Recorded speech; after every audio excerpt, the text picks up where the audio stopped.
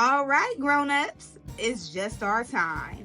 I love the babies, but to help you, I gotta speak my mind. This segment's here to help you grow with book reviews, lessons, and things you'll be glad to know.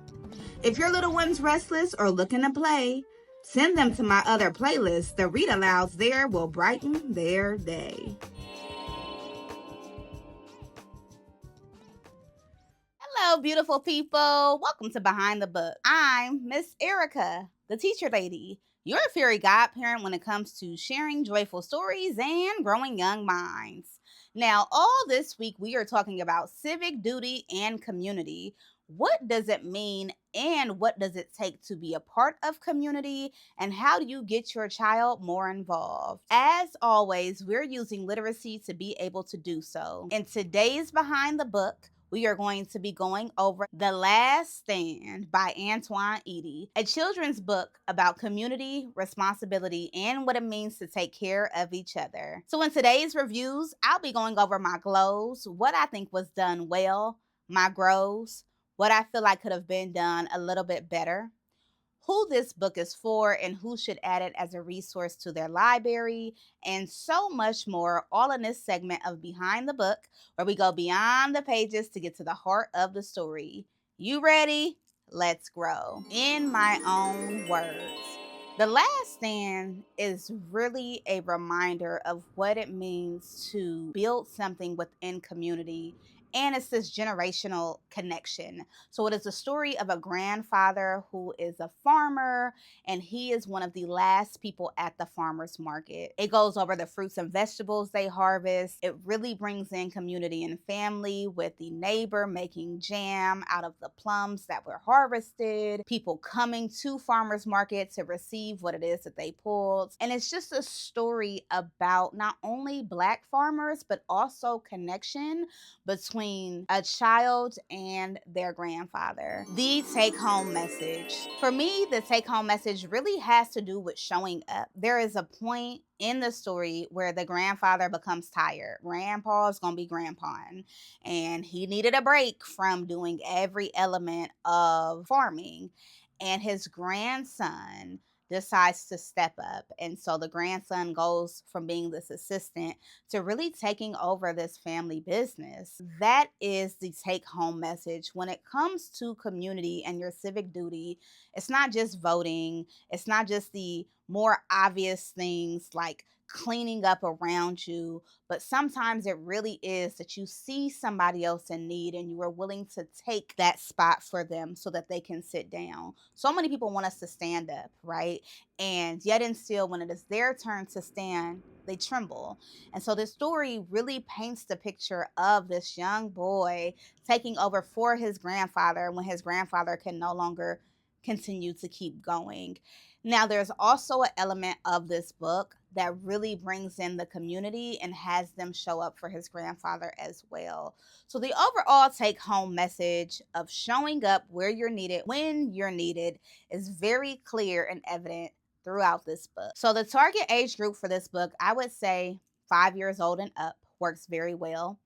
It is definitely a story that is told by way of both pictures. They did an amazing job. The Humphreys did an amazing job with the illustrations, but it's also told but it is also told through words. So I feel like younger children might benefit from the photos, while older children will actually benefit from the back of the story, which has an author's note. And that author's note really goes into detail around the history of Black farming and some of the issues that have been faced historically. So overall, I would say yes, the take home message is extremely relevant and connected to the target audience of 5 years old and up. Who should add this book to their home library? I would say, for one, anybody with children who are young enough to understand community, which is all children, but also who need to be more invested. I feel like this is one of those stories that can give you a nudge, right? So you got a kid that kind of They don't really want to help. They don't really want to do nothing. And then you read this story and you are able to hold a conversation. So that's the first type of kind of family or child I would recommend this book for. But I also do think that it is a really good staple book because it has so many different elements. So in the back of the book, you see all of these things like support Black business, reminders that farmers markets are closing. And so to really look at the people who are still there. And all of these kind of background messages are super important for any family or any child to truly understand. Lastly, I would also say this book can be utilized for children who need to better understand agriculture. So many times we show up to our plates with no understanding of how it got there. Now, we do have an entire week on food and food origins, but that does not mean that this book cannot also be a resource to thank a farmer, to show appreciation for farmers, and to understand the process of how we actually get produce. Grows. What I loved about this story, first of all, I love the grandfather. I love that the grandfather was multi talented. In the beginning of the story, the character talks about how his grandfather does it all. His hands are cracked, super descriptive book. His hands are cracked because he does everything from sign making to planting. And really, you get this sense that grandfather is always willing to help. So when it gets to the part of the story that he can't help, we're already invested in the main character or in one of the main characters. And so I love that. The descriptive detail around grandpa really is a glow for me.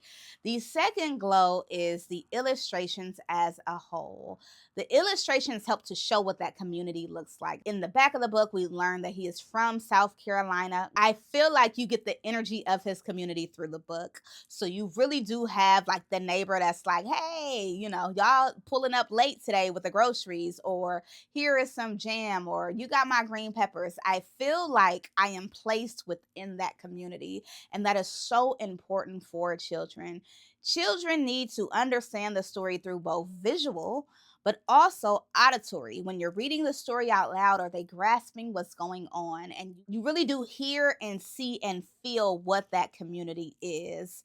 Another glow for me, and perhaps my favorite part of the book, okay, is the author's note.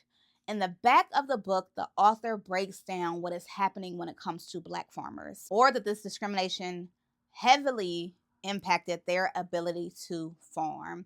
So for me, the back of the story really gets to the heart and the truth of what it means to be a Black farmer in this country and how much we still have to persevere. And there is so much power in that. I also really appreciate the fact, right, that it used to be 14% of farmers were Black. I feel like so often Black people get left out of the positive conversation. And it's like, well, you're not here, you're not doing it, so on and so forth. But we don't really look at the why and the systemic issues as to why Black businesses are declining, why Black farmers are declining. And so having that note and that piece from the author's perspective and this kind of love letter or story to Black farmers was so powerful. Okay, I got a million things to say because obviously I enjoyed the book. Let's move on to the grows. For my grows, I actually only have one, and funny enough, it's on the other side of the coin as my glow.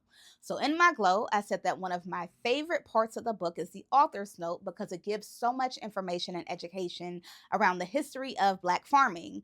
But my grow is the fact that I wish that that was embedded into the picture book. The pull for me was to learn how many Black farmers we had and what had taken place to where now there is this drastic reduction, and honestly what that means, to learn that they filed the lawsuit and they won the lawsuit and that it was the biggest lawsuit in that category for a while. That for me, I wish would have been put in the picture book.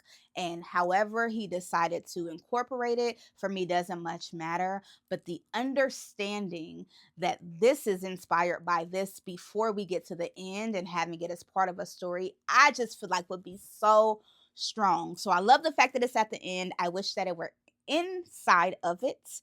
And that is my only grow. Amazing work, amazing book. How to utilize this book as a resource to have a more robust conversation with your child. The first is I would really hone in, especially because this week we're talking all about civic duty and community.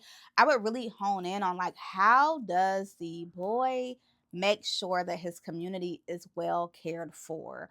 Like, what steps does he take? What practical steps does he take to make sure people are good? Because even when his grandfather isn't feeling well, the neighbor still needs her plums. Other people still need their fruits and vegetables. If the produce isn't pulled at a certain time, it can go bad. Really having a discussion around like in which ways did he step up, even when it was uncomfortable, I feel like will also help to spark kind of those thought patterns within your child. The other thing is, I believe that there is a strong connection between how the boy helped and the pride that he felt in regards to community. That was very clear.